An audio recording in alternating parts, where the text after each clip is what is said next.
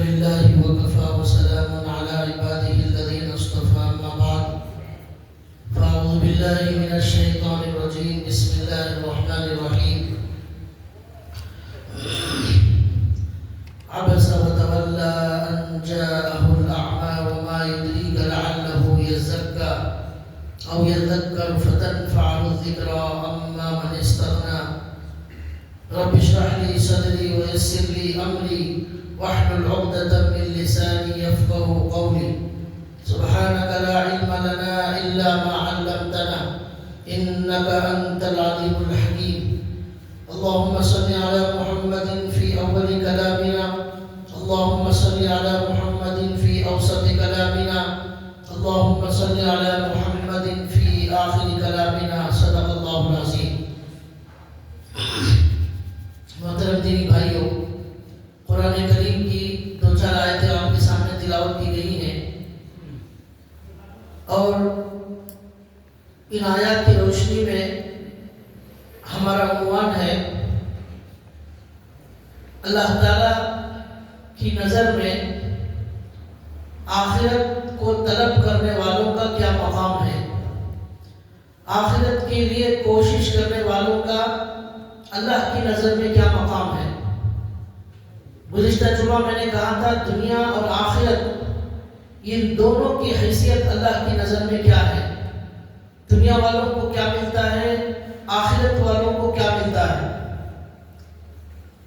اور مجھے آج یہ بتانا ہے کہ ہمارے ماحول میں، ہماری اس دنیا میں بہت سارے مسلمان بھی ایسا سوچتے ہیں، ایسا مزاج بن گیا ہے، ایسا ماحول بن گیا ہے کہ جس کے پاس دولت ہوتی ہے، جس کے پاس دنیا ہوتی ہے، جس کے پاس دنیا کی نعمتیں ہوتی ہیں، دنیا میں اسے بہت بڑا آدمی سمجھا جاتا ہے، اسے عزت والا سمجھا جاتا ہے، فخر کی بات سمجھا جاتا ہے، اور وہ خود بھی یہ سمجھتا ہے کہ دنیا کی نعمتیں مل گئی تو وہ کامیاب ہو گئے.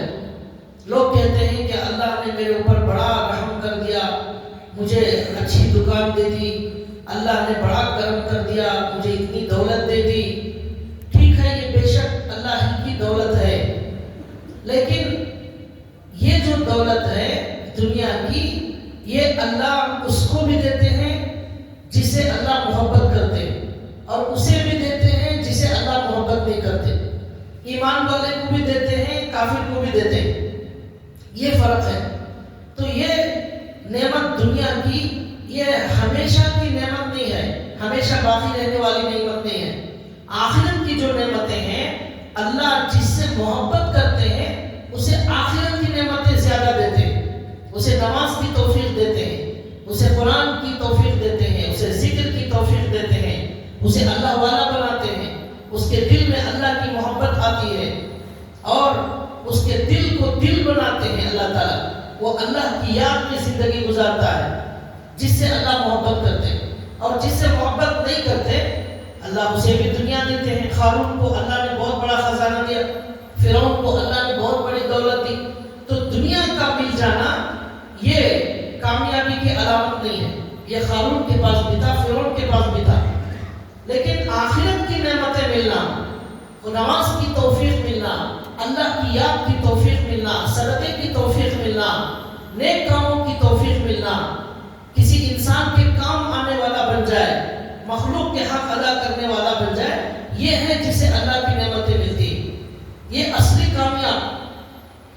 تو مجھے آج یہ بتانا ہے کہ اللہ کی نظر میں جو آدمی دنیا کے اندر آخرت کی طلب اور آخرت کی تڑپ اپنے دل میں پیدا کرتا ہے، اس کے لیے فکر، اس کے لیے کوشش کرتا ہے، اس کے لیے محنت کرتا ہے، آخرت بنانے کے لیے نیند کی قربانی دیتا ہے اور مال کی قربانی دیتا ہے، اللہ کی یاد میں زیادہ وقت گزارتا ہے، اللہ کی مرضی پر چلتا ہے، اللہ کی نافرمانیوں سے بچتا ہے، تو یہ آدمی آخرت طلب کرنے والا. دنیا بھی وہ محنت کرتا ہے، وہ بھی آخرت کے لیے، لیکن اس کا مقصد، اس کا منشا، اس کی زیادہ فکر، اس کا ٹینشن اور اس کی منزل، اس کا گول وہ یہ ہے کہ وہ آخرت بنانا چاہتا ہے. ہر وقت اسے یہی فکر لگی ہے میری آخرت بن جائے، مجھے کلمے والی موت نصیب ہو جائے، ایمان بچا کر میں اللہ کے پاس چلا جاؤں، یہ فکر والا۔ اس آخرت کے طلب کرنے والے کو اللہ کیا دیتے ہیں؟ اللہ کی نظر میں اس کا کیا مقام ہے؟ دنیا والے دنیا کی نعمتوں والے کو بڑا سمجھتے ہیں، اللہ کے لیے آخرت کے لیے کوشش کرنے والے کو اللہ کی نظر میں مقام ملتا ہے۔ اس کے لیے میں نے سورہ عبس کی کچھ آیتیں پڑھی ہیں جس میں اللہ تعالیٰ کہتے ہیں کہ ایک مرتبہ ایسا ہوا کہ اللہ کے نبی صلی اللہ علیہ وسلم کے پاس کچھ کافر مالدار مکے کے بیٹھے ہوئے تھے، جس میں ابو جہل بھی تھا، عتبہ بھی تھا، ایسے بڑے بڑے کافر، لیکن ان کے دل میں کفر تھا، گھمنڈ تھا، تکبر تھا۔ وہ اللہ کے رسول کی خدمت میں بیٹھے ہوئے، اسی درمیان میں ایک نابینا غریب صحابی، نابینا صحابی، مسلمان صحابی جن کے دل میں اللہ کی محبت تھی، وہ آخرت والے، وہ اللہ کے نبی کی خدمت میں آئے، آخرت کی طلب والے۔ اب ان کافروں کو بڑا ناگوار گزرا، پسند نہیں آیا کافروں کو کہ ہم اتنے بڑے بڑے آدمی، ہماری مجلس میں یہ غریب آدمی، ایک نابینا آدمی، یہ مسلمان کو آنے کی کیا ضرورت ہے؟ ہم ان لوگوں کے ساتھ بیٹھنا پسند نہیں کرتے، ایسا مزاج تھا۔ اللہ کے نبی نے یہ سوچا کہ یہ جو ہمارے مسلمان بھائی آئے ہیں یہ تو ہمیشہ آتے رہتے ہیں، ان کو کبھی بھی نصیحت کر سکتے ہیں۔ یہ جو بڑے بڑے گروہ گھنٹال آئے ہیں کافروں کے، یہ ہر وقت نہیں ملتے، یہ کبھی کبھی آ جاتے ہیں دین کی بات سننے کے لیے۔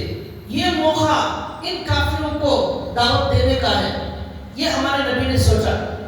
اس لیے ان غریب اور نابینا صحابی کے آنے کے بعد انہوں نے اللہ کے نبی سے کچھ سوال کرنا چاہا، کچھ پوچھنا چاہا، کچھ قرآن کے بارے میں، کچھ دین کے بارے میں۔ تو ہمارے نبی صلی اللہ علیہ وسلم کو ناگوار گزرا، پسند نہیں آیا، پیشانی پر بل پڑ گیا، چہرہ اللہ کے نبی کا تھوڑا ایسا ہو گیا کہ ناپسندیدگی کے آثار نظر آنے لگے۔ الفاظ بڑے سوچ سمجھ کر بولنا پڑتا ہے، اس لیے کہ ہمارے نبی کی ہستی بہت بڑی ہے، کچھ بھی الٹا سیدھا لفظ بول دیں گے ہمارے نبی کی شان میں گستاخی ہو جائے گی۔ نبی کے چہرے پر ناگواری کے آثار نظر آنے لگے، چہرے پر بل پڑ گیا، اور ایسا لگ رہا تھا گویا کہ ہمارے نبی یہ سمجھ رہے تھے کہ یہ تو بعد میں بھی آ سکتے ہیں، ہمارے ہی آدمی ہیں، یہ ان کو تبلیغ کرنا بہت ضروری، یہ مان گئے تو پورا مکہ مان جائے گا، ایمان میں داخل ہو جائے گا۔ بہت اچھی فکر اور تڑپ کے ساتھ ہمارے نبی کو تھوڑا سا ناگوار ہوا ان کا آنا، مگر ہمارے نبی کا ناگوار ہونا اللہ کو ناگوار ہو گیا۔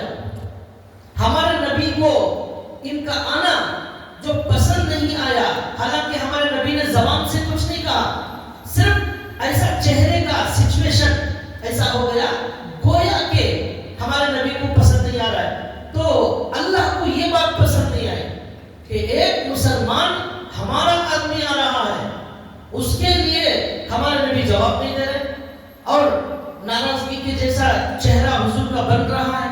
ان کافروں کو جن کو اللہ کی کوئی ضرورت نہیں ہے، ان کے اندر گھمنڈ ہے، ان کے اندر تکبر ہے، یہ ہمارے غریب مسلمان کے ساتھ بیٹھنا نہیں چاہتے، ان لوگوں کے لیے ہمارے نبی دلچسپی دکھا رہے، اللہ کو پسند نہیں آیا۔ فوراً حضرت جبریل آسمان سے آ گئے، قرآن کریم نازل ہو گیا، عبس وتولی ان جاءہ الاعمی۔ اللہ نے کیا پیارے انداز میں ہمارے نبی کی اصلاح کی ہے۔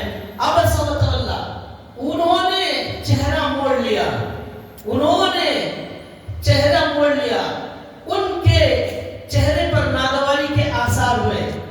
یہ نہیں کہہ رہے آپ کے چہرے پر ناگواری کے آثار ہو گئے، آپ کو یہ پسند نہیں آیا، نہیں، عبس وتولی غائب کا صیغہ ہے، انہوں نے ناگواری کا اظہار کیا، ان کا چہرے کے اندر ایسا چہرے پیشانی پر بل پڑ گئے، ان کو پسند نہیں آیا۔ کب؟ ان جاءہ الاعمی، جب ایک نابینا آیا، ان جاءہ الاعمی وما یدریک لعلہ یزکا۔ اب اے نبی آپ کو کیا معلوم ہے، اب حضور کی طرف خطاب ہو گیا۔ پہلے جب چہرے پر پیشانی پر بل پڑ گئے، وہاں ڈائریکٹ خطاب نہیں ہے حضور سے،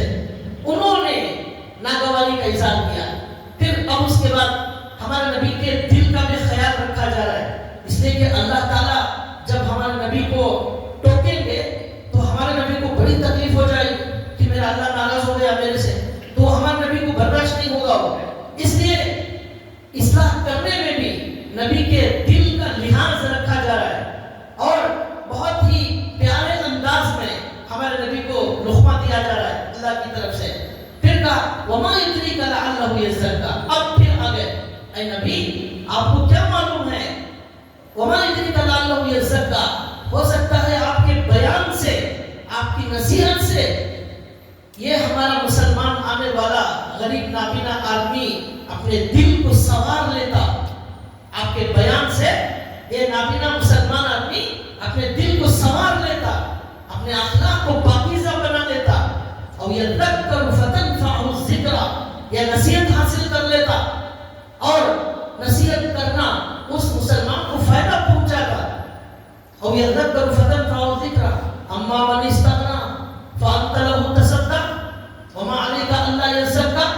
اب اللہ کہتے ہیں اور یہ گھمنڈی، یہ کافر جن کے دل میں خناس بھرا ہوا ہے، غرور بھرا ہوا ہے، ان کے دل میں کفر بھرا ہوا ہے، ان کو اللہ کی کوئی ضرورت ہی نہیں ہے. اما من استغنیٰ، ان کو اللہ کی ضرورت نہیں ہے، ان کو رسول کی ضرورت نہیں ہے، ان کو جنت کی ضرورت نہیں ہے.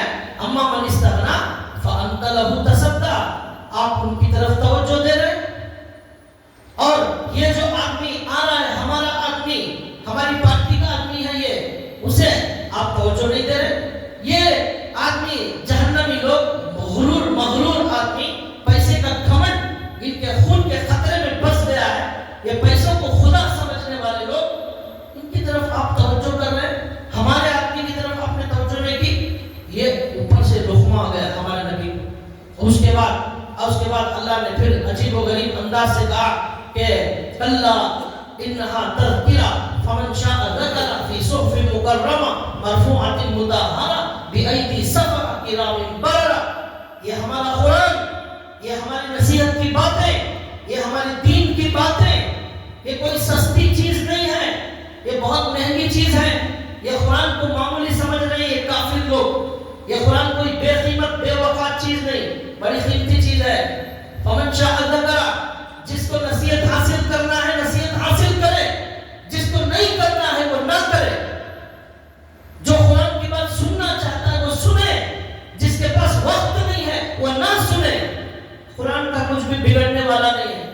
جمعہ کے دن بہت دیر سے آنے والے لوگ جن کو قرآن کی باتوں کی کوئی ضرورت نہیں ہے، قرآن صاف کہہ رہا ہے اللہ کو بھی تمہاری کوئی ضرورت نہیں ہے. اگر آپ کو ضرورت ہے آپ آؤ، قرآن کی محبت اور قرآن کی عظمت سے قرآن کی باتیں سنو. اس کے لیے اپنے کاموں کو بند کرو. حرام ہے دکان چلانا اگر جمعہ کی اذان کے بعد، لیکن لوگوں کو قرآن کی بات کی، دین کی بات کی کوئی ضرورت نہیں. اگر آپ خدا کی قسم ایک ہیرو، جہنمی ہیرو اگر دنیا کا کوئی آ جائے روڈ پر، ہمارے مسلمانوں کی بھیڑ جمع ہو جائے، ہزاروں لوگ، ہمارے ہزاروں نوجوان سڑکوں پر جمع ہو جائے. کیوں؟ ایک بے حیا، بے شرم، ایک انسانوں کو گمراہ کرنے والا ایک ہیرو آیا ہے. لیکن قرآن کی بات جہاں آپ بیان کیجئے اور حدیث کی بات آپ بیان کیجئے، ہمارے لوگوں کے پاس بالکل وقت نہیں ہے. وہ بہت مجبوری میں آئیں گے. آخر وقت میں کہیں ان کے کانوں میں یہ باتیں نہ پڑ جائیں، بالکل آخر میں آئیں. ان لوگوں کے لیے بھی قرآن یہ کہہ رہا ہے اللہ انہا تذکرہ فمن شاء ذکر. یہ قرآن ایک نصیحت کی بات ہے. جسے نصیحت حاصل کرنا ہے کرو، جسے نہیں کرنا ہے مت کرو، جسے نہیں سننا ہے مت سنو. قرآن کا کچھ بگڑنے والا نہیں. فی صحف مکرمہ، یہ قرآن معمولی کتاب نہیں ہے، اس کی باتیں معمولی نہیں ہے. یہ بلند صحیفوں میں تھا، یہ بلند صحیفوں میں پہلے. فی صحف مکرمہ مرفوعۃ مطہرہ، وہ صحیفے، وہ لوح محفوظ بہت بلند، بہت پاکیزہ وہ لوح محفوظ ہے. بایدی سفرہ کرام بررہ، بہت نیک بڑے شریف فرشتوں کے ہاتھوں میں یہ قرآن کریم لوح محفوظ سے دیا گیا. وہاں سے یہ قرآن کریم لا کر ہمارے نبی کو دیا گیا. یہ ہے قرآن کریم، یہ ہے نصیحت کی باتیں، یہ ہے دین کی باتیں. اس کی عظمت جس کے دل میں نہیں ہوگی اسے قرآن سے کوئی فائدہ نہیں ہوگا.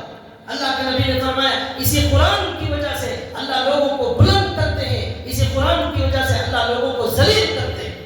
قرآن سے ہدایت ملے گی، اسے قرآن سے گمراہی ملے گی۔ یہ قرآن کسی کا محتاج نہیں ہے۔ اس لیے اللہ نے کہا ان گھمنڈی کافروں کو، جن کو دین کی، قرآن کی اور اللہ کی ضرورت نہیں ہے، ان کے پیچھے آپ پڑے ہوئے ہیں۔ یہ ہمارا مسلمان بندہ آ رہا ہے، یہ غریب آدمی سمجھ کر یہ کافر لوگ اس کے ساتھ بیٹھنا نہیں چاہتے، آپ ان کی طرف توجہ دے رہے ہیں، ان کو آپ جواب نہیں دے رہے۔ اللہ نے وہاں سے رحمہ دیا۔ ان پوری آیتوں سے بہت سارے مضامین نکالے گئے ہیں۔ مجھے صرف ایک بات بتانا ہے۔ کیا بتانا ہے؟ جس کے دل میں آخرت کی طلب ہوگی، آخرت کی طلب ہوگی، جیسے یہ نابینا صحابی، یہ جو آئے تھے حضور کا بیان سننے کے لیے، کیوں آئے تھے؟ قرآن کی آیتوں سے اپنے دل کو بنانے کے لیے آئے تھے، اپنے دل کو سنوارنے کے لیے آئے تھے، اللہ کی محبت حاصل کرنے کے لیے آئے تھے۔ وہ طلب، وہ آخرت والوں کا کیا مقام ہے، نبی کو لقمہ دیا جا رہا ہے۔ یہ مقام ہے آخرت کی طلب والوں کا۔ ہمارے دل میں دنیا بس گئی ہے، ہم دنیا کی طلب والے بن گئے، آخرت کی طلب والے نہیں بنے۔ ہماری کوئی ویلیو اللہ کی نظر میں نہیں ہوگی اگر صرف دنیا کی طلب ہوگی۔ یہ مجھے بتانا ہے۔ ایک جگہ اللہ نے کہا 15ویں پارے میں، وَاصْبِرْ نَفْسَكَ مَعَ الَّذِينَ يَدْعُونَ رَبَّهُمْ بِالْغَدَاةِ وَالْعَشِيِّ يُرِيدُونَ وَجْهَهُ وَلَا تَعْدُ عَيْنَاكَ عَنْهُمْ تُرِيدُ زِينَةَ الْحَيَاةِ الدُّنْيَا وَلَا تُطِعْ مَنْ أَغْفَلْنَا قَلْبَهُ عَنْ ذِكْرِنَا وَاتَّبَعَ هَوَاهُ وَكَانَ أَمْرُهُ فُرُطًا۔ ایک دو غریب صحابہ، حضرت سلمان فارسی، حضرت ابو ذر غفاری رضی اللہ تعالیٰ عنہ، ہمارے نبی صلی اللہ علیہ وسلم کے پاس بیٹھے ہوئے تھے، غریب تھے اور کپڑے بہت معمولی کپڑے تھے، اور گرمی کی وجہ سے ان کپڑوں میں بدبو بھی آ رہی تھی۔ کچھ مالدار، گھمنڈی، مغرور قسم کے کافر اللہ کے نبی کے پاس آئے اور ان غریب معمولی پسینے کی بدبو آنے والے کپڑے پہنے ہوئے صحابہ کو حقیر سمجھنے لگے اور ان کے ساتھ بیٹھنے کو ناگوار سمجھنے لگے، پسند نہیں آ رہا تھا ان کو ان کے ساتھ بیٹھنا۔ تو اس موقع پر اللہ نے یہ آیت نازل فرمائی، کیا کہا؟ وَاصْبِرْ نَفْسَكَ مَعَ الَّذِينَ يَدْعُونَ رَبَّهُمْ۔ اے نبی، آپ کو ان کافروں، ان گھمنڈیوں، ان مغروروں کی ضرورت نہیں ہے۔ جس کو اللہ کی ضرورت نہیں ہے، اللہ کو اس کی ضرورت نہیں ہے۔ جسے قرآن کی ضرورت نہیں ہے، قرآن کو اس کی ضرورت نہیں ہے۔ جو آخرت نہیں چاہتا، آخرت بھی اسے نہیں چاہتی۔ جو جنت نہیں چاہتا، جنت بھی اسے نہیں چاہتی۔ ایسے لوگوں کے ساتھ آپ مت بیٹھیے، ان لوگوں کے ساتھ بیٹھیے۔ یدعون ربهم بالغداة والعشی، جو صبح اور شام پابندی سے اللہ کو یاد کرتے ہیں۔ یدعون ربهم بالغداة والعشی ولا تعد عیناک عنهم۔ اے نبی، آپ اپنی آنکھیں ان غریب صحابہ سے مت ہٹائیے، آپ کی نگاہ صرف ان غریب مسلمانوں پر ٹکی رہے، ان کو آپ دیکھیے۔ یہ ہے دیکھنے کے قابل، یہ دیکھنے کے قابل نہیں ہے یہ گھمنڈی لوگ، ان کو دیکھیے، آپ کی آنکھیں ان پر جمائیے، ان کے ساتھ رہیے، ان کے ساتھ بیٹھیے۔ ترید زینت الحیات الدنیا، اگر آپ ان دنیا والوں کی طرف دیکھیں گے تو آپ گویا کہ دنیا کو چاہتے ہیں۔ ترید زینت الحیات الدنیا، یہ اللہ نے کہا۔ پھر کہا وَلَا تُطِعْ مَنْ أَغْفَلْنَا قَلْبَهُ عَنْ ذِكْرِنَا، ان لوگوں کی اطاعت مت کیجیے جن کے دلوں کو اللہ نے اپنی یاد سے غافل کر دیا ہے۔ وَاتَّبَعَ هَوَاهُ، وہ اپنی خواہش پر چلتے ہیں۔ کچھ لوگ ہیں جو اپنی خواہش پر چلتے ہیں، ان کے دلوں کو اللہ نے اپنی یاد سے غافل کر دیا ہے۔ ان کے پاس وقت نہیں ہے، قرآن کے لیے وقت نہیں ہے، ذکر کے لیے وقت نہیں ہے، بہت بیزی منسٹر صاحب اور CEO صاحب، ڈاکٹر صاحب، وکیل صاحب، بزنس مین صاحب، آفس میں بزی، جاب میں بزی، کمپنی میں بزی، ان کو قرآن کے لیے، ذکر کے لیے بالکل وقت نہیں ہے۔ بہت مصروف ترین شخصیت، نماز کے لیے وقت نہیں ہے ان کے پاس، بہت بزی مین ہے۔ کل قیامت کے دن اللہ کہیں گے ہمارے پاس بھی آپ کے لیے دینے وقت نہیں ہے، ہم بھی بہت مصروف ہیں۔ اللہ نے کہا یہ زمین آسمان ہم نے کوئی کھیل تماشے کے لیے نہیں پیدا کیا ہے۔ وَمَا خَلَقْنَا السَّمَاوَاتِ وَالْأَرْضَ وَمَا بَيْنَهُمَا لَاعِبِينَ، ہم نے سورج کو، چاند کو، ستاروں کو، زمین کو، آسمان کو کھیلنے کے لیے نہیں پیدا کیا ہے۔ أَفَحَسِبْتُمْ أَنَّمَا خَلَقْنَاكُمْ عَبَثًا، تم نے سمجھ لیا ہے تم کو بیکار پیدا کر دیا گیا ہے، مر کر اللہ کے پاس جانے والے نہیں ہو، ایسا تم نے سمجھ لیا ہے۔ تمہاری بے وقوفی ہے، حماقت ہے، جہالت ہے۔ اللہ نے بیکار پیدا نہیں کیا، اللہ کا کوئی کیا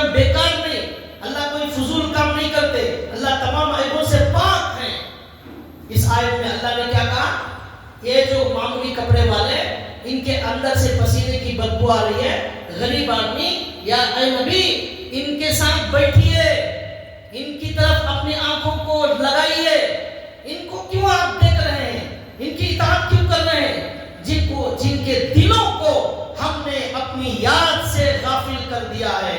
کیا عجیب و غریب جملہ ہے۔ جو لوگ نماز چھوڑتے ہیں وہ یہ آیت سن لیں، جن کے پاس ذکر کے لیے وقت نہیں ہے، قرآن کے لیے وقت نہیں ہے، دین کے لیے وقت نہیں ہے، اپنے آپ کو بنانے کے لیے وقت نہیں ہے، اللہ کی یاد کے لیے وقت نہیں ہے، ان سارے لوگوں کو یہ آیت بول رہی ہے ہم نے ان کے دل کو غافل کر دیا ہے، وہ اللہ کی یاد سے اللہ نے ان کو غافل کر دیا ہے۔ تمہاری کوئی اوقات نہیں ہے کہ تم اللہ سے دور ہو جاؤ، اللہ نے تم کو دور کرنا چاہا تو اللہ نے تمہیں غافل کر دیا۔ یہ آیت بتا رہی ہماری کیا اوقات ہے ہم اللہ سے دور ہو جائے، ہماری کیا حیثیت ہے ہم مسجد سے دور ہو جائے، کون ہے ہم، ہو آر یو، کون ہے آپ؟ یہ آیت بول رہی ہے تمہاری کوئی حیثیت نہیں ہے کہ تم اللہ سے اور مسجد سے دور ہو جاؤ۔ تم آفیسر ہو، تم ڈاکٹر ہو، تم وکیل ہو، تم بزنس مین ہو، تم جو بھی ہو، تمہاری حیثیت نہیں ہے کہ تم اللہ سے دور ہو جاؤ، مسجد سے دور ہو جاؤ، قرآن سے دور ہو جاؤ۔ اللہ نے جان بوجھ کر دور کر دیا ہے، جو نہیں آتا اللہ نے اس کے دل کو غافل کر دیا ہے، اس لیے وہ نہیں آتا۔ جس کے دل جس سے اللہ محبت کرتے ہیں اسے توفیق دیتے ہیں۔ کتنے لوگ ہیں جو راتوں میں اٹھ کر تہجد میں اللہ کے سامنے گڑ گڑاتے ہیں، جن کا آنا پسند نہیں ہوتا فرشتے ان کو سلا دیتے ہیں، جن کو فجر کو آنے کی اللہ پسند نہیں کرتے ان کے کان میں شیطان موت دیتا ہے، سو جاتا ہے، آرام سے سو جاؤ، ضرورت نہیں ہے تمہارے آنے، اور جن کو اللہ بلانا چاہتے ہیں تہجد میں اٹھا دیتے ہیں۔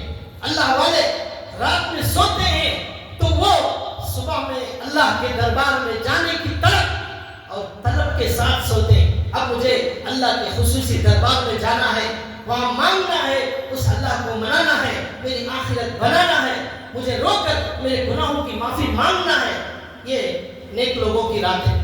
اور جن کو اللہ فجر کو بلانا نہیں چاہتے ان کو 2 بجے تک ہوٹل میں لگا دیتے ہیں، چائے میں، سگریٹ میں، بیڑی میں، فضول باتوں میں، غیبت میں، بکواس میں، یہ پارٹی کی، وہ سیاست کی بات، اس کی بات، اس کی بات، ایران کی، توران کی، سب بنڈل چھوڑتے رہتے ہیں کھڑ کر، کوئی فائدہ نہیں، ایک پیسے کا کوئی فائدہ نہیں، خالی بڑائی کی بات ہے۔ تو ایسے لوگوں کو کیا قرآن کہہ رہا ہے وَلَا تُطِعْ مَنْ أَغْفَلْنَا قَلْبَهُ عَنْ ذِكْرِنَا، ان کے دلوں کو اللہ نے غافل کر دیا ہے، ان کے دل اللہ کی طرف متوجہ نہیں ہو رہے۔ بڑے ڈرنے کی، بڑے گھبرانے کی ضرورت ہے کہ اللہ نے ہمارے دلوں کو اللہ نے اپنی یاد سے غافل کر دیا۔ اللہ ہمارے سے ناراض ہونے کی نشانی ہے۔ پیسے مل گئے تو خوش ہو گئے، اللہ نے کتنا کرم کر دیا میرے اوپر، مجھے اتنے پیسے مل گئے۔ یہ قارون کو بھی ملے تھے، قارون کوئی معزز نہیں ہو گیا۔ ابو جہل کے پاس بھی دولت تھی، وہ کوئی بڑا 30 مار خان نہیں بن گیا۔ ابو لہب کے پاس بھی دولت تھی، فرعون کے پاس بھی خزانہ تھا۔ یہ کوئی نعمت نہیں ہے، یہ ڈھیل ہے، ڈھیل۔ یہ اللہ کا عذاب ہے، عذاب۔ جو دولت تمہیں نماز سے دور کرے، تمہیں مسجد سے دور کرے، وہ نعمت نہیں، وہ عذاب ہے، عذاب۔ اَيَحْسَبُونَ أَنَّمَا نُمِدُّهُمْ بِهِ مِن مَّالٍ وَبَنِينَ نُسَارِعُ لَهُمْ فِي الْخَيْرَاتِ بَل لَّا يَشْعُرُونَ۔ اللہ کہتے ہیں ان کافروں نے کہا، کیا کہا؟ ان کافروں نے کہا کہ جن کے پاس دولت ہے، جن کے پاس مال ہے، جن کے پاس کھیت ہے، جن کے پاس جانور ہے، وہ ہیں جن کو اللہ نے بھلائی دی ہے، جن کو اللہ نے پسند کر لیا ہے، وہ ہیں جن کو اللہ نے چن لیا ہے۔ یہ کافروں نے کہا، اللہ نے اس کا جواب دیا اللہ یشعرون، جاہلوں کی باتیں ہیں، احمقوں کی باتیں ہیں، ان کو پتہ ہی نہیں کہ اب بک رہے ہیں۔ ان الذين هم من خشية ربهم مشفقون والذين هم بآيات ربهم يؤمنون والذين هم بربهم لا يشركون۔ اور ہم تمہیں بتاتے ہیں، قرآن بتا رہا ہے کون ہے جن پر اللہ کرم کرتے ہیں، کون ہے جو اللہ کے پسندیدہ ہیں، کون ہے جو حقیقت میں کامیاب والے ہیں۔ اللہ نے کہا جو لوگ اللہ کے ڈر سے ڈرتے ہیں، اللہ کی نافرمانی کرنے سے ڈرتے ہیں، آنکھوں کو استعمال کرنے میں اللہ سے ڈرتے ہیں، کانوں کے استعمال میں اللہ سے ڈرتے ہیں، زبان کے استعمال میں اللہ سے ڈرتے ہیں، یہ ہیں وہ لوگ جو خوش قسمت والے ہیں، جن سے اللہ محبت کرتے ہیں، اور وہ لوگ جو اپنے رب کی آیتوں پر ایمان لاتے ہیں، جو شرک نہیں کرتے، جو خرچ کرتے ہیں اپنے مال کو، وقلوبهم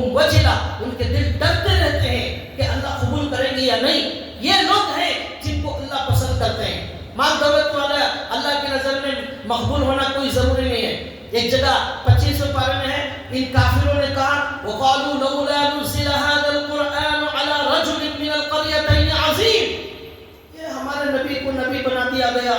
محمد صلی اللہ علیہ وسلم کو یتیم, ان کے ابا بچپن میں انتقال ہو گئے, امی کا بچپن میں انتقال ہو گیا, پرورش جو ہے دادا کرتے تھے پھر چچا کرتے تھے, اور ان کے پاس نہ مکان نہ دولت کچھ بھی نہیں ہے, اور مکے میں بہت بڑا مالدار ہے ابو جہل, اسے نبی بنانا چاہیے تھا, اور طائف میں فلاں مالدار ہے اسے نبی بنانا چاہیے تھا.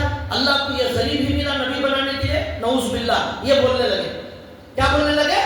اللہ نے ہمارے نبی کو نبی کیوں بنایا؟ یہ تو غریب آدمی ہے, اور مکے میں بڑے بڑے مالدار ہیں, طائف میں بڑا مالدار ہے, ان کو نبی کیوں نہیں بنایا؟ اللہ نے کیا زبردست جواب دیا ان لوگوں کا, وقالوا لولا نزل هذا القرآن على رجل من القريتين عظيم اهم يقسمون رحمت ربك اهم يقسمون رحمت ربك. یہ دیکھو ان کی حیثیت دیکھو, ان کے اوقات دیکھو, یہ نبوت تقسیم کر رہے ہیں بیٹھ کر دنیا میں. اللہ نے کہا ان کے اوقات دیکھو, اوقات یہاں زمین پر بیٹھ کر اللہ کی نبوت کو تقسیم کر رہے ہیں. ان کو کیوں ملی؟ ان کو ملنا چاہیے تھا. اللہ کو لقمہ دینے, اللہ کو مشورہ دینے کے قابل انسان کی اوقات نہیں ہے. لوگ آج مسلمان بھی کہتے ہیں یہ سود حرام کر کو بولے تو حضرت سب نہیں ہوتا, بھئی یہ زمانے میں نہیں چلتا, وہ سب یہ حرام سب نہیں چلتا, اللہ کو مشورہ دے. حضرت تھانوی نے کہا اللہ نے, کسی نے کہا اللہ نے سود کیوں حلال حرام کر دیا؟ حضرت تھانوی نے کہا مجھے اللہ نے میٹنگ میں نہیں بلایا تھا, کیوں حرام کیا کیوں حلال کیا, مرنے کے بعد آپ جا کر اللہ کو پوچھ لینا کیوں حرام کیا تھا. ہمارا کام تو بس بولنا ہے, ماننا نہیں ماننا آپ کا کام ہے. ہم کون ہوتے؟ آپ کے گھر میں کرنٹ بل کیوں زیادہ آ گئی, کیوں کم آ گئی, آپ سوال کر سکتے ہیں حکومت کو. پولیس والا لائسنس نہیں ہے تو وہاں رشوت مانگتا ہے, آپ پوچھ سکتے ہیں اسے کیوں رشوت مانگ رہا ہے, کیوں یہ ہیلمٹ کا قانون کیوں آ گیا, SIR کا قانون آ رہا ہے کیوں آ گیا, یہ سب قانون کا کوئی سوال دنیا کے کسی قانون کے بارے میں جب سوال نہیں کر سکتے, اللہ کے قانون کے بارے میں کس کی مجال ہے جو اللہ سے سوال کرے گا؟ یہ کیوں ہے, یہ پردہ کیوں ہے, یہ سود حرام کیوں ہے, یہ نماز کیوں ضروری ہے, یہ پائجامہ اوپر رکھنا کیوں ضروری ہے, یہ حرام حلال اللہ کے ہاتھ میں ہے, نبی کے ہاتھ میں بھی نہیں ہے, اللہ کے ہاتھ میں ہے. کسی کو اختیار نہیں ہے وہ اللہ کی شریعت میں مداخلت کرے. جو حرام ہے وہ قیامت تک حرام رہے گا, جو حلال ہے وہ قیامت تک حلال رہے گا. کسی کے اوقات نہیں ہے سوال کرنے کی. آپ ایک پولیس کو سوال نہیں کر سکتے, اللہ کو سوال کرنے چلے. ایسا کیوں؟ پردہ کیوں ضروری ہے, پردہ نہیں کرے تو کیا ہو جاتا ہے, یہ کرے تو کیا ہو جاتا ہے, یہ سب قیامت کے دن اللہ کے سامنے پوچھ لینا. اگر ہمت ہو اللہ کے سامنے پوچھنے کی تو پوچھ لینا. ایک کتاب میں پڑھ رہا تھا ابھی قریب میں, حضرت پیر صاحب کی کتاب میں, عیسیٰ علیہ السلام کو اللہ قیامت کے دن پوچھیں گے اے عیسیٰ, یہ لوگ تمہارے ماننے والے عیسائی لوگ تم بول رہے ہیں کہ تم نے کہا تھا کہ تم خدا ہو, تمہاری عبادت یہ کر رہے ہیں عیسائی لوگ, یہ بول رہے ہیں تم نے ان کو یہ کہا ہے تم خدا ہو, تمہاری امی بھی خدا ہے, کیا ایسا تم نے کہا؟ یہ کون کریں گے سوال؟ اللہ کریں گے. کس سے کریں گے؟ عیسیٰ علیہ السلام سے کریں گے. کتاب میں حضرت پیر صاحب کی کتاب میں حضرت نے لکھا ہے کہ عیسیٰ علیہ السلام جب اللہ کا سوال سنیں گے, وہ سوال سن کر اس اللہ کے سوال کے ڈر کی وجہ سے خون کا فوارہ ان کی بدن سے نکل جائے گا. اس سوال کو برداشت نہیں کرے گا, نبی برداشت نہیں کرے گا اللہ کے سوال کو. کس کی ہمت ہے جو اللہ کے سوال کو برداشت کرے, اللہ کے سوال کا جواب دے, کس کی جرأت ہے؟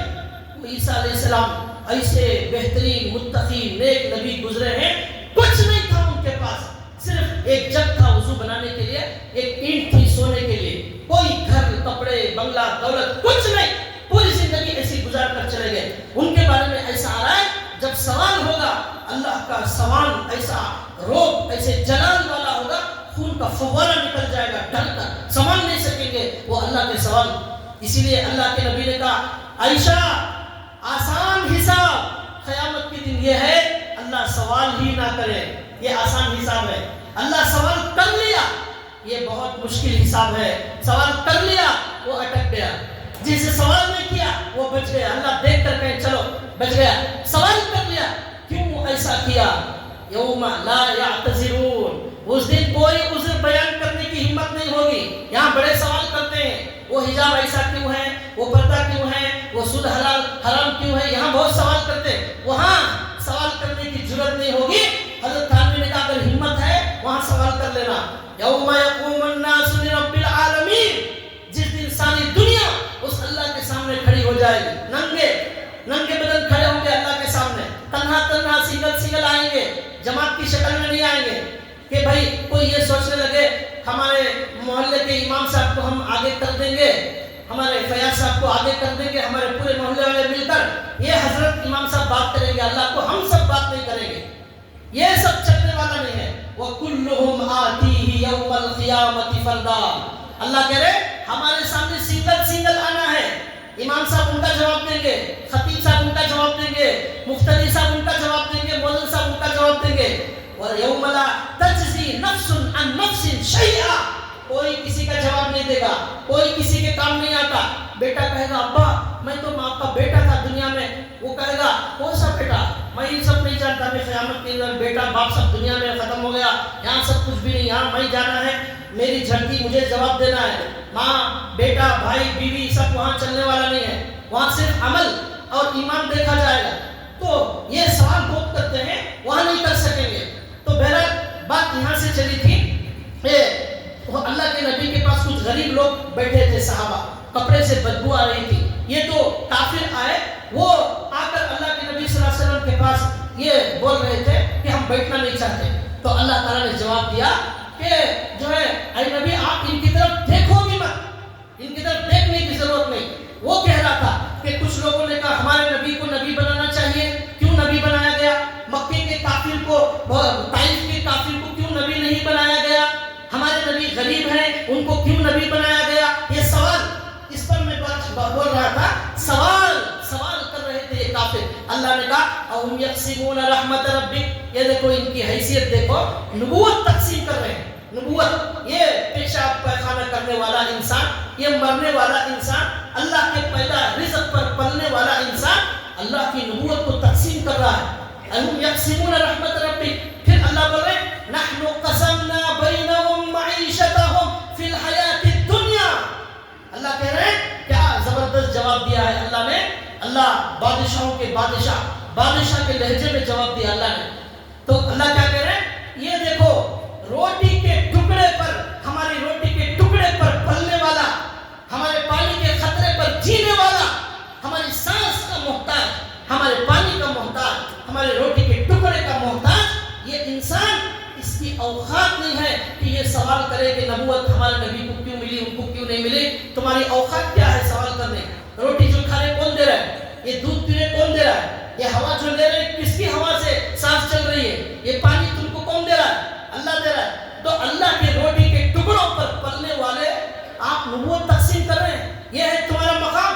یہ اللہ نے جواب دیا. اس کے بعد اللہ نے آگے کی آیتوں میں کہا یہ لوگ مالدار کو سمجھ رہے ہیں کہ مالدار کو نبوت ملنا چاہیے تھا, ہمارے نبی غریب ہیں ان کو نبوت نہیں ملنا چاہیے تھا. اللہ نے کہا تمہارے مال کی, سونے کی, چاندی کی, تمہارے خزانے کی حیثیت میری نظر میں کیا ہے. اللہ کہتے ہیں وَلَوْلَا أَن يَكُونَ النَّاسُ أُمَّةً وَاحِدَةً لَجَعَلْنَا لِمَن يَكْفُرُ بِالرَّحْمَنِ لِبُيُوتِهِمْ سُقُفًا مِّن فِضَّةٍ وَمَعَارِجَ عَلَيْهَا يَظْهَرُونَ. اللہ کہتے ہیں تمہارے سونے چاندی کی میری نظر میں کوئی حیثیت ہی نہیں ہے, تم جسے مالدار سمجھ رہے ہو وہ بھکاری ہے میری نظر میں. اللہ کہتے ہیں میرے پاس سونے چاندی کی کوئی حیثیت نہیں. پھر اللہ کہتے ہیں میں تو سونا چاندی اگر چاہتا ہر میرے نہ ماننے والے کو, کافر کو, میرے نہ ماننے والے کو اس کے گھر کی چھت کو, اس کے سیڑھیوں کو, اس کے گھر میں ٹیک لگانے کے جو صوفے ہوتے اسے, ان سب کو سونے اور چاندی کے بنا دیتا. نہ ماننے والے کو, کافر کے گھر کو اللہ کہتے ہیں میں سونے کا بنا دیتا. جو بھی اللہ کو نہیں مان رہا ہے اس کا گھر اللہ کہتا ہے میں سونے کا بنا دیتا. کیوں, یہ سونے کی کوئی اوقات نہیں ہے میرے پاس, کوئی حیثیت نہیں ہے, دشمن کو بھی میں دینے تیار ہوں. اللہ کی نظر میں جنت کا مقام ہے, اللہ کی نظر میں آخرت کی نعمت کا مقام ہے. دنیا اللہ کی نظر میں مچھر کے پر کے برابر بھی نہیں. اللہ نے کہا یہ دنیا کا پورا سامان پھینکا ہوا کچرا ہے, اس کچرے سے کافر بھی کھا رہا ہے، عیسائی بھی کھا رہا ہے، اللہ کا دشمن بھی کھا رہا ہے، اللہ کو کوئی پرواہ نہیں۔ ایک حدیث میں اللہ کے نبی نے فرمایا اگر اس دنیا کی حیثیت مچھر کے پر کے برابر بھی ہوتی، اللہ تعالیٰ ایک ایک گھونٹ پانی کے لیے ترسا دیتے، کافر کو ایک گھونٹ پانی بھی نہ ملتا، لیکن اللہ کی نظر میں مچھر کے پر کے برابر بھی حیثیت نہیں ہے، اس لیے اللہ نے یہ سب کو دے دیا ہے۔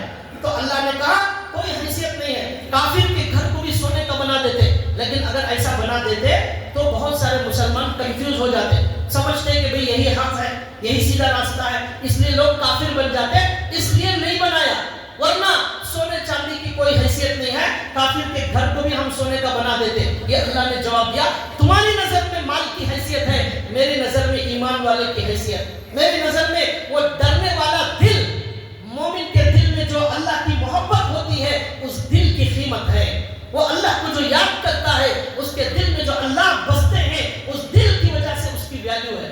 ورنہ مرنے کے بعد ہماری باڈی میں سے بدبو آ جائے گی، منہ سے بدبو، باڈی میں بدبو، ایک دن اگر دفنائیں گے نہیں ہمارے پوری باڈی میں ایسی بدبو آ جائے گی، گھر میں کوئی رکھنا برداشت نہیں کرے گا، ہمارے اس بدن کی کوئی اوقات نہیں ہے۔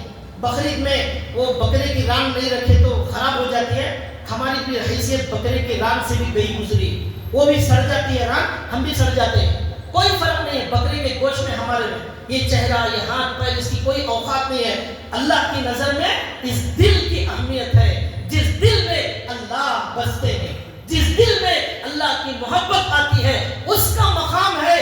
یہ ہمارا بدن گلنے سڑنے والا، اس کی کوئی اوقات نہیں ہے۔ جب اس کی اوقات نہیں ہے سونے چاندی مال اور یہ خزانہ جس کے پیچھے مر رہے ہیں لوگ، بھاگ رہے ہیں، جس کے پیچھے رات دن ایک کر رہے ہیں، ہر آدمی کو پیسہ پیسہ پیسہ، ہر آدمی کو دولت دولت دولت، ہر آدمی کو سب گھر گھر کار بنگلہ، یہ سب دنیا کی نعمتیں چاہیے، اسی پر وہ خوش ہو گیا، اسے نہ آخرت کی طلب ہے، نہ جو ہے اللہ چاہیے، نہ اللہ کی محبت چاہیے، اللہ کی نظر میں اس سے کوئی مقام ملنے والا نہیں۔ یہی میں پورا مضمون بتا رہا تھا، اللہ کی نظر میں ویلیو پیدا کرو، اللہ کی نظر میں بڑے بننا ہے، آخرت کی طلب پیدا کرو، جنت کا ٹیسٹ، جنت کا شوق، اللہ سے ملاقات کا شوق پیدا کرو۔ اللہ کی ملاقات کا شوق والا نماز کیسے چھوڑے گا؟ اللہ کی ملاقات کا شوق، ایک جگہ اللہ نے کہا ان کافروں کو بتا دو کلا انہم عن ربہم یومئذ لمحجوبون، کافروں کی سب سے بڑی سزا یہ ہے، سب سے بڑی سزا یہ ہے قیامت کے دن اللہ اپنا دیدار نہیں کرائیں گے کافروں کو، اپنا دیدار نہیں کرائیں گے کافروں کو۔ یہ سب سے بڑی سزا ہے کافر کو کہ اس اللہ کا دیدار جنت سے بڑی نعمت ہے، سب سے بڑی نعمت ہے، وہ اللہ کا دیدار کافر کو نہیں ہوگا، یہ کافر کی بدقسمتی ہے۔ وہ شوق، اللہ کے نبی کہتے ہیں اے اللہ مجھے آپ سے ملنے کا شوق میرے سارے شوق میں سب سے بڑا شوق بنا دے، میرا سب سے بڑا شوق آپ کو دیکھنا، آپ سے ملنا، آپ سے ملاقات میرا سب سے بڑا شوق بن جائے۔ ہمارے ہاں وہ شوق نہیں ہے، ہمارے ہاں بریانی کا شوق ہے، کباب کا شوق ہے، اور پارٹی کا شوق ہے، ولیمے کا شوق ہے، بہت بڑی شادی کرنے کا شوق ہے، شاپنگ کا شوق، یہ سارے شوق ہیں۔ ہمارے نبی کو کیا شوق تھا؟ وَالشَّوْقَ إِلَىٰ لِقَائِهِ، میرے اندر یہ بھی شوق ہے، وہ میں میرے اللہ سے ملنا چاہتا ہوں، یہ شوق ہے بھائیو۔ اس کے لیے آخرت کی طلب پیدا کریں، آخرت کی طلب پیدا کریں۔ یہ دنیا کبھی بھی ختم ہونے والی ہے، کل کا کوئی بھروسہ نہیں، شام کا کوئی بھروسہ نہیں، نوجوان بھی مر رہے ہیں، بوڑھے بھی مر رہے ہیں، بچے بھی مر رہے ہیں، ہمارا بھی نمبر آج کل میں آنے والا ہے، اس کے بعد یہ سب کچھ دے کر چلے جانے والے ہیں، اور لے جانے والے ہیں کیا ہے؟ ہمارے اعمال ہیں۔ اس لیے بھائیو بہت عاجزانہ، بہت ادب کے ساتھ، بڑی عاجزی کے ساتھ گزارش ہے، اب جو بقیہ ایام، شعبان کا مہینہ شروع ہو گیا ہے، 2-3 تاریخ ہے، ابھی یہ مہینہ اور رمضان کا مہینہ نیکیاں لوٹنے کا ہے، جنتوں کو بنانے کا ہے، اللہ سے ملاقات کی تیاری کا مہینہ ہے۔ اس میں اللہ کے لیے دنیا زیادہ کمانے کا پلان مت بنائیے، دنیا بہت کما لیے، پورے 10 مہینے کما لیے، اب یہ 2 مہینے دنیا کم، آخرت زیادہ کمانے کا پلان بنائیے۔ بڑا محروم ہے، بڑا بدقسمت ہے وہ انسان جو رمضان میں پیسے زیادہ کمانے کا پلان بناتا ہے۔ اللہ کہتے ہیں جنت بنا لو، یہ کہتا نہیں جنت بعد میں بنائیں گے، پہلے مجھے دکان بنانا ہے۔ پورا پلان، پوری تیاری، پوری میٹنگیں سب شروع ہو گئی کہ رمضان میں زیادہ سے زیادہ پیسہ کمائیں گے۔ اللہ کہہ رہے فرشتوں کو دیکھو ابھی رمضان آنے والا ہے، میرے بندے ایک سے ایک بڑھ کر آگے آخرت بنانے آنے والے والے ہیں، یہ اللہ چاہتے ہیں، ہم یہ چاہتے ہیں۔ اللہ ہمیں صحیح عمل کی توفیق عطا فرمائے، اللہ ہمارے اندر آخرت کی طلب اور جستجو پیدا فرمائے۔ ایک دو بہت اچھے قصے دیکھ کر آیا تھا، وقت ختم ہو گیا، دو حدیثیں بھی بولنا تھا، وقت ختم ہو گیا، انشاءاللہ اگلی جمعہ بتاؤں گا۔ اللہ تعالیٰ ہمیں عمل کی توفیق عطا فرمائے سنی ہوئی بات پر۔ وما علینا الا البلاغ۔ ایک اعلان ہے مسجد